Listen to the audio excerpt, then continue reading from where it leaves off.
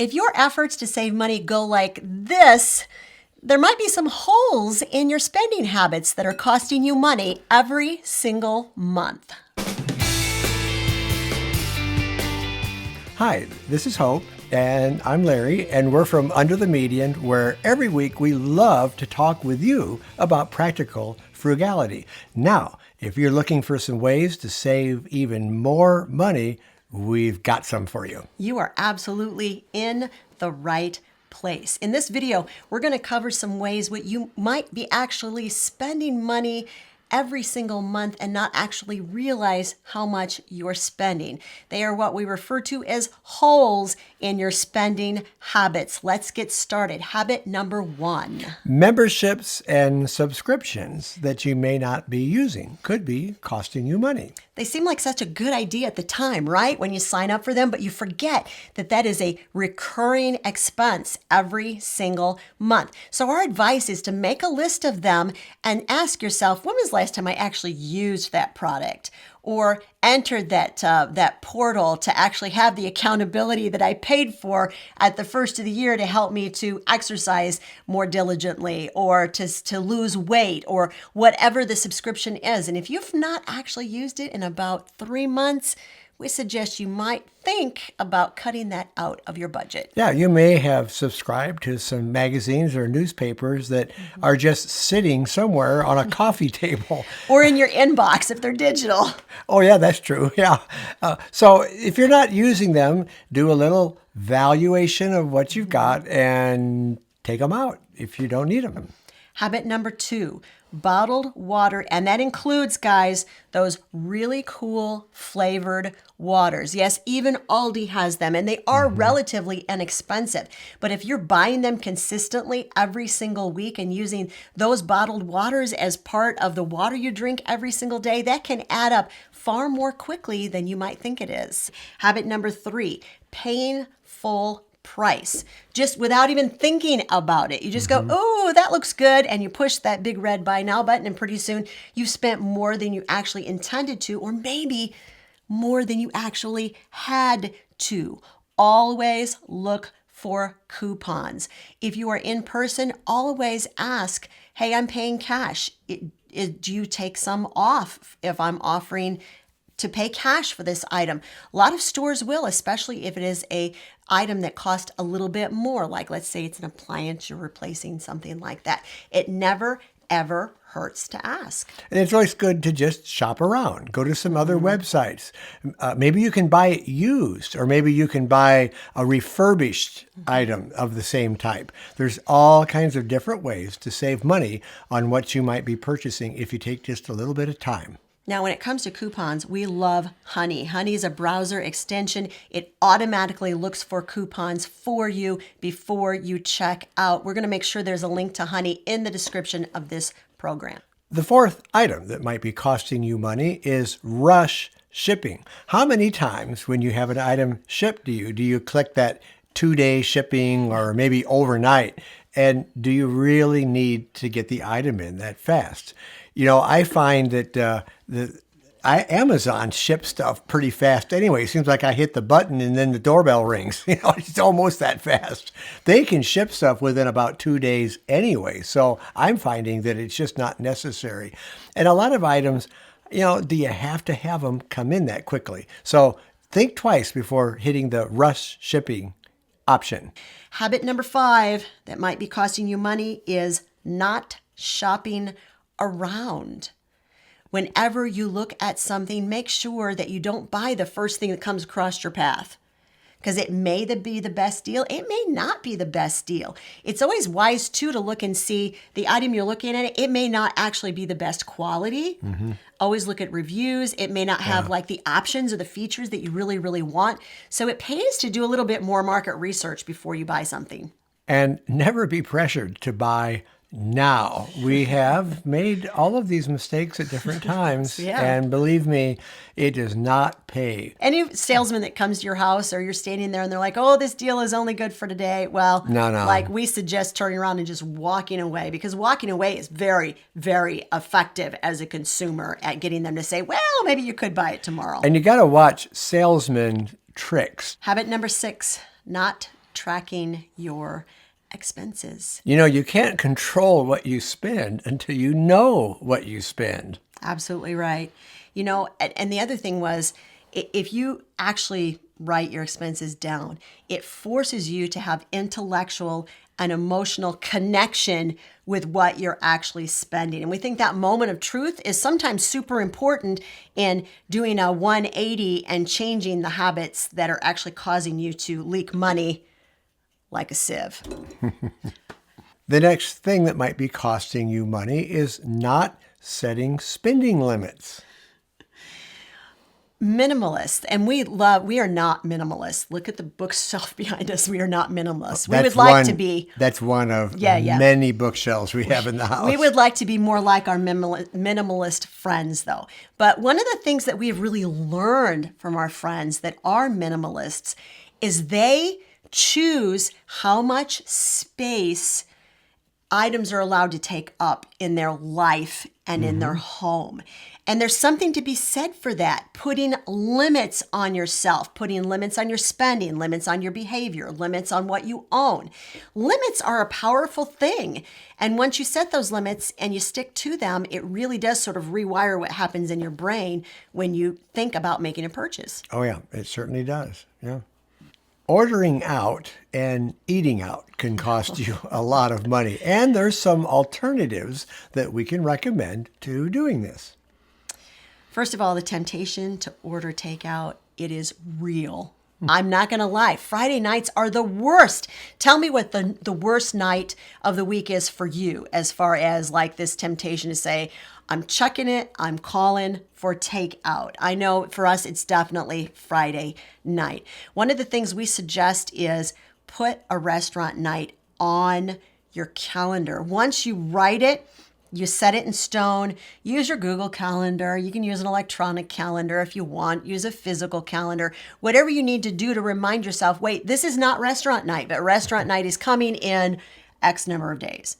In 5 days, I can order takeout without guilt because I have decided ahead of time that's what I'm doing. And let me say this, don't sabotage your eating at home because you forgot to plan ahead and get something ready for the family. So that means you got to do some planning and work with getting meals ready ahead of time. Maybe get some bulk cooking done ahead of time. Have something in the freezer ready that can be warmed up. And if you can kind of anticipate the night you're going to be tired, have something made ahead of time so you can either have leftovers or have something that can just be easily warmed up. But do a little planning. Planning will help you save some money in this area. If you really want that restaurant feel, just Google restaurant knockoffs. Restaurant recipe knockoffs. You're going to find like serious knockoffs of all of your favorite, like your favorite Chinese restaurant, your favorite Mexican restaurant, all those knockoff foods that somebody else has already figured out how to make at home for themselves. All those recipes are going to be on there. And if you know, oh, I'm really going to want Mexican on Friday night, Google it ahead of time and make yourself a knockoff and have it ready to go. Because then you'll kind of feel like I'm getting the experience without actually having to leave and go to the restaurant and pay those prices. We used to have a high-end restaurant in Peoria called Jumer's Castle Lodge. And they had to die for cinnamon rolls. They were so good. And if you look online, you can find all kinds of recipes to their cinnamon rolls. And speaking of going to restaurants, the next habit sort of goes along with that, and that is having food delivered to you. Yes, I'm talking about Uber Eats. I'm talking about DoorDash. That still counts, guys, even if you're having the food delivered to you, because it's not just the cost of the food, it's the fact that you're going to have to tip the person who is actually bringing the food to your door. Is it handy? Yes. Is it convenient? Yes. Does it cost more money than eating at home? Yes, it absolutely does. So, make sure that you're counting that. Even if you're having it delivered, that counts as a restaurant night, guys. And it probably costs more than eating out, too, because they have to charge a delivery fee plus your tip. Did you know this? Tell me in the comment section if you knew this. The menu that you order off of for like Uber Eats or DoorDash, it actually already has an inflated price. It's more than you would pay if you went into the restaurant, and sometimes more than you would pay if you actually ordered from the restaurant online, because they have bills to pay, yeah, and people to pay and expenses to pay. So there's actually a surcharge on that. As we go through this list, tell us in the comments where you might be getting tripped up on your expenses. What sneaky ways are creeping into your life that actually are costing you money? And tell us And what, causing this. that's right. Tell us what you are doing to prevent that from continuing to happen. We would love to know that too in the comments section. Now, if you want a list of 10 ways that we actually dropped our expenses radically, I put them all on ebook. There's checklists throughout the ebook. It's free. There's a link to it in the description of the video. Buying coffee at the coffee shop could be costing you a lot of extra money. Now, y'all know coffee is our one major splurge, really good coffee. But we always make it at home. So we sort of justify the extra expense by saying, you know what, it's a lot less expensive than we would pay to get coffee at Starbucks every single day. But you really need to have a super good thermos to do it. Yeah, and we would recommend getting Zeroshi. If you've never heard of this keeps coffee warm all day long, and that is a very good item to keep your coffee in. I just found out recently that we have been mispronouncing this all this time. Oh? It's Zao Jiroshi. Oh, really? I think so. Somebody tell me in the comment section if I got it right. Zao Jiroshi? Zao Jiroshi. Not Jiroshi? It's got a U in it. No, Zao Jiroshi. Zhao. It's Zao Jiroshi. Yes, Zao Jiroshi. Anyway, it looks Say like it 10 this. times fast, and then there'll be a link to this in the description of the video. Zao Jiroshi. Seriously, you can put coffee in there at 8 o'clock in the morning and 8 o'clock at night. It would still be steaming hot. I am not joking. Yeah, We love that I thermos. took that to work on my bike this morning, and this is what I drank all day long. And I did not have to warm it up in the microwave at work. So it saves you from having to heat coffee up in your microwave, which uses power too. That's the other thing. Number 11, convenience fees. Now, there are convenience fees that we're always aware of. For instance, some stores will charge a convenience fee if you use a credit card, It's generally between 1 and 3.5%. Now, they will tell you you're going to be charged a convenience fee, so you're aware of it. But there are actually some other very sneaky ways that convenience fees could be getting into your life, and you literally don't even know it. When you pay bills online, they don't like you to call the bills in and read it off of your credit card. I've noticed a lot of places charge extra for that. It's a convenience fee. Yeah. Absolutely. Yeah. The other sneaky convenience fee is that on things like house insurance, car insurance, life insurance, if you're paying any more than yearly or bi-yearly, let's say you're paying monthly, a lot of times they tack on a convenience fee or like an office fee, that kind of thing. Look for any extra fees on those bills. It can be upwards of $5 a month just for the convenience of paying it once a month instead of paying it once or twice a year. Another thing that you have to watch out for are late fees. You want to make sure you're tracking when you need to pay for items. And with all the software we have on our phones and on our computer, we could easily just put those dates in and have our device remind us of when we need to pay it. Generally, I pay bills as soon as they come in. Then they're done. I'm not going to get a late fee if I just pay it as it comes in. There's different ways to do it. You can schedule it, maybe save a little money, make some money on interest while that money's in the bank, but avoid paying a late fee. Banking fees can be costing you extra money. And one of the big ones is your overdraft fees on your checking account. If you accidentally go over the amount that you have in checking, they'll charge you for moving money from your savings to your checking account if you have a savings account with that bank. But the other thing you might actually miss is that some banks have an average daily balance that you have to maintain. And if you go under that, they're going to charge you an extra fee that month. So you have to be aware of whether there's minimum balance fees. You have to watch out for bill pay fees. Well, what do I mean by that? Our credit union allows us to pay all of our bills through them. What we do, we have it all set up, and it can be set up to automatically pay every month, or you can set the amount. They mail a check to your utility company, your phone company, your internet, wherever you are happening to send it, insurance, and it doesn't cost you a stamp. But be careful to make sure that you're doing what they ask you to do in order to take advantage of that program. We have to use the debit card twice a month to keep from getting an extra fee on that. So the best thing that you should do probably is just use that credit card or that bank card a couple times right at the very beginning of the month. So you can just keep that in mind. And that's usually what I do. As soon as we go past the first of the month, I will go ahead and do that. ATM fees.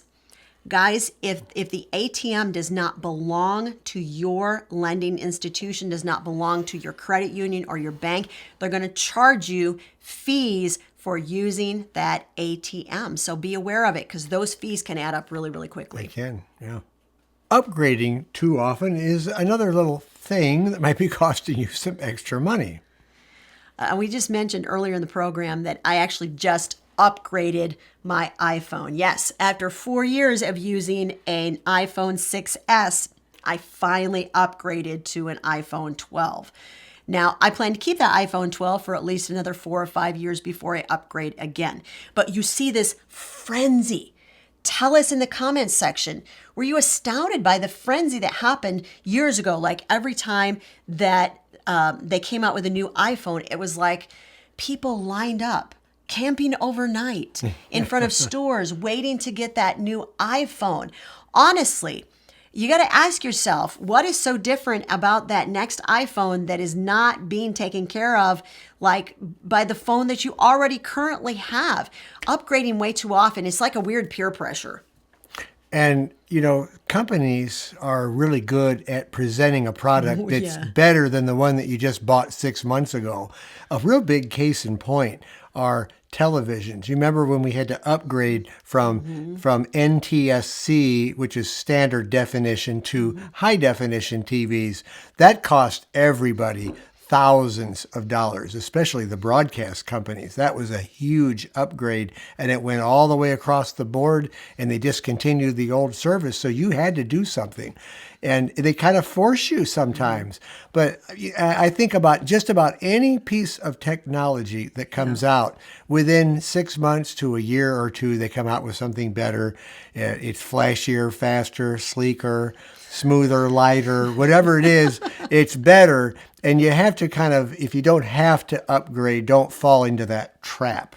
So what you need to do is you need to really look at it and say, what does this new model have that my current model does not have? What are the new features? What is it that makes this better? And do I really need that in my life before you decide to buy? We're never going to tell you not to buy, not to upgrade, but we're telling you to think real hard about it, because that could once again be one of those holes in your budget that is costing you more money than you think it is. So you have to really think twice about, do I really need that upgrade? Number 15, this is going to hit a lot of people: buying convenience foods. The general rule of thumb is that the more work which has been done for you, the more expensive that product is going to be. You see it all over the grocery store now. You see the pre-cut fruit, the pre-cut vegetables, the pre-sliced cheese, the pre-sliced meat. You see the meals that are already made for you. They're in a refrigerated section. All you got to do is take them home, throw them in the oven 30 minutes, and you're ready to go. Now, there's nothing inherently wrong with these products. It's not like they're morally, wrong, but you got to be really careful how many of those types of things you're indulging in, because they're so much more expensive than the DIY version, so to speak. If you do it yourself, you're going to save a bundle of money. So look at it and tell yourself, how much am I really willing to spend on this every single month, and then stick to your guns. Buying name brand products could be costing you money. The question you need to ask yourself is, do you really need something that is name brand? Now, primarily we're talking about things at the grocery store. Do you really need something that says Oscar Mayer on the label in order to be happy eating that product?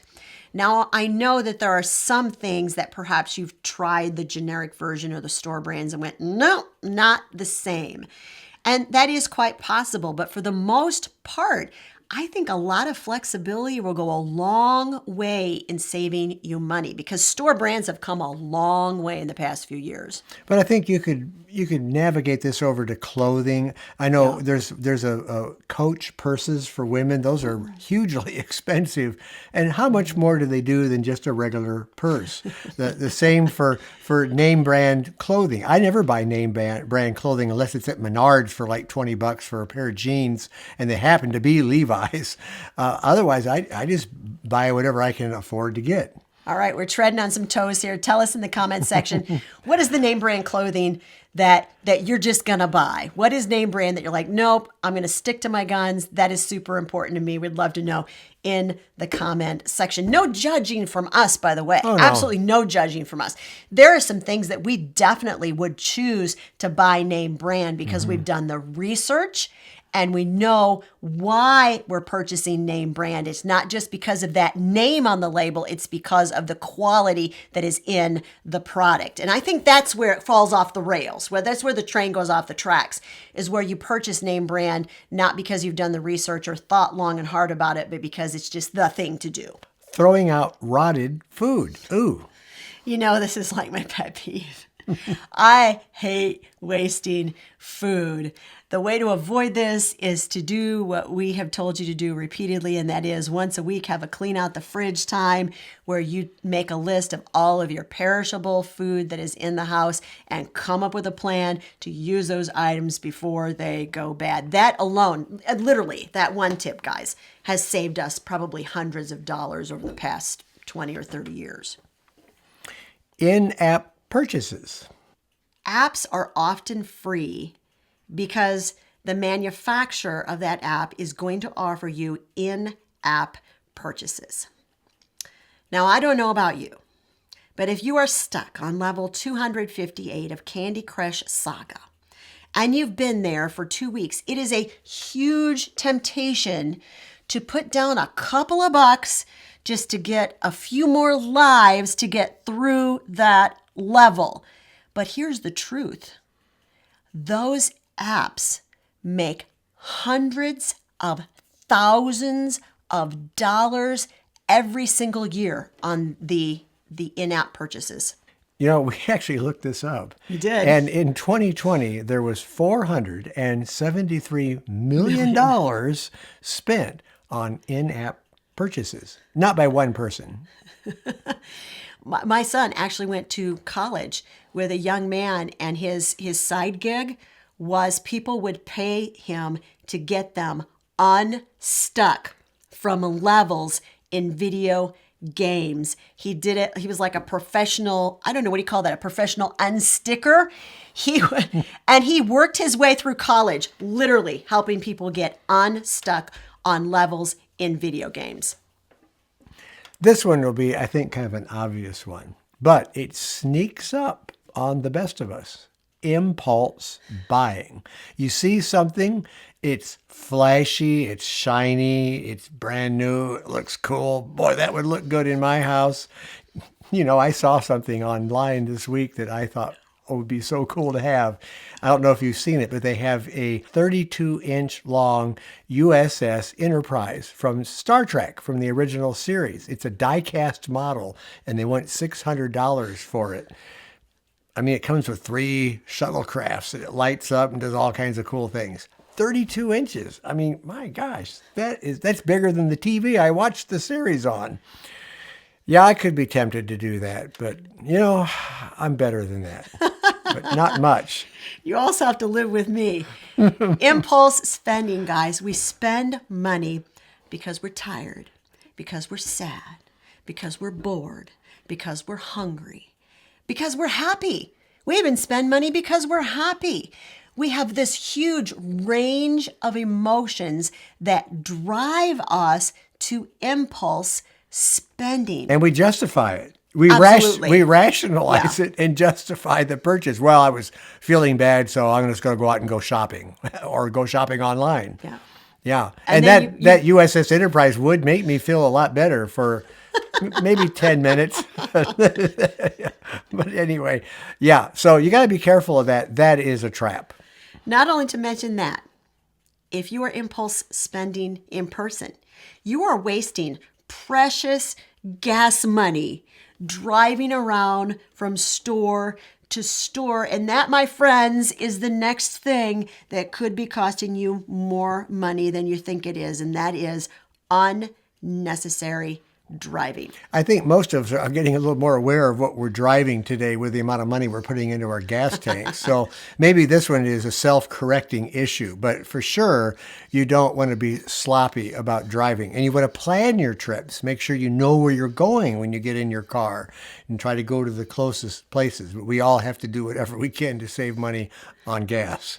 And speaking of the price of gasoline, it is well over $5 a gallon here in the Midwest. And I know there are a lot of you that are going to tell me in the comments section that it's a lot more than $5.50 a gallon where you are living. This whole idea of combining trips, so you're going out fewer times per week. Years ago, Larry and I did this, and we actually tracked the drop in what we were spending on gasoline. And this was probably 20 years ago. Our gas expenses dropped 30% per month when we simply combined trips and stopped going out as often. Now, if you want 40 more ways that you can actually save on that next fill up, we did a video on it and it's right over there. If you've not watched our video on how to save on gasoline, your next fill up could be a little less painful than the last one. Watch the video.